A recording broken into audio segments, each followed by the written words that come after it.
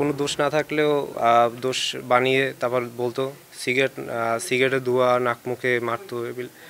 মানসিকভাবে প্রেশার বেশি দিত, শারীরিক প্রেশার তো দিত, মানসিক প্রেশার বেশি দিত। আগে থেকেই পায়ের মধ্যে ক্র্যাম্পের কিছু ব্যথা ছিল হাঁটুর উপরে, তো ওই জন্য আমার ক্ষেত্রে প্রেশারটা একটু বেশি হয়ে গেছে।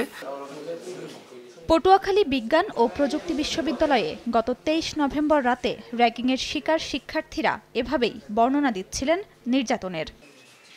ভুক্তভোগীরা জানান, বিশ্ববিদ্যালয়ে ভর্তি হওয়ার পর থেকে আচরণবিধি শেখানোর নাম করে বেশ কিছুদিন ধরে নবীন শিক্ষার্থীদের র্যাগিং দিয়ে আসছিলেন সিনিয়র শিক্ষার্থীরা। গত 23 নভেম্বর এম কেরামত আলী হলে কৃষি অনুষদে প্রথম সেমিস্টারের 29 শিক্ষার্থীকে র্যাগিং দেয় একই হলের 25 থেকে 30 জন। এ সময় 4 শিক্ষার্থী অসুস্থ হয়ে পড়েন। বিশ্ববিদ্যালয় প্রশাসন নিয়মিত ভিজিটে গেলে হাতে নাতে ধরা পড়ে বিষয়টি। পরে অসুস্থ শিক্ষার্থীদের উদ্ধার করে হাসপাতালে ভর্তি করা হয়। আশঙ্কাজনক অবস্থায় হাসিবুর রহমান সবুজকে পাঠানো হয় বরিশাল মেডিকেলে। মঙ্গলবার দুপুরে চিকিৎসা শেষে 3 শিক্ষার্থী হলে ফিরেছেন।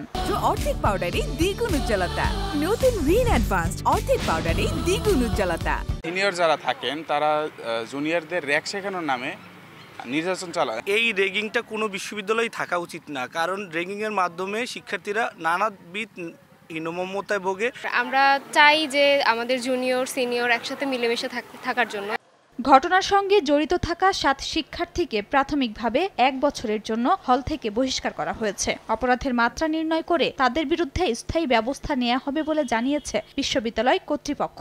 যারা যারা এর সাথে জড়িত আরও অনেকেই জড়িত আছে, তো তাদেরকে আমরা চিহ্নিত করতেছি এবং তাদের আসলে প্রত্যেকেই তো সমান অপরাধ করে নাই, কারো কিছু কম আছে, কারো একটু বেশি আছে, এইভাবে আমরা গ্রেডিং করার চেষ্টা করতেছি। সার্বক্ষণিকভাবে বিশ্ববিদ্যালয় প্রশাসন তার এই চিকিৎসার ব্যয়ভার এবং খোঁজখবর নিচ্ছেন। পটুয়াখালী বিজ্ঞান ও প্রযুক্তি বিশ্ববিদ্যালয়ে 6000-এর বেশি শিক্ষার্থী রয়েছে।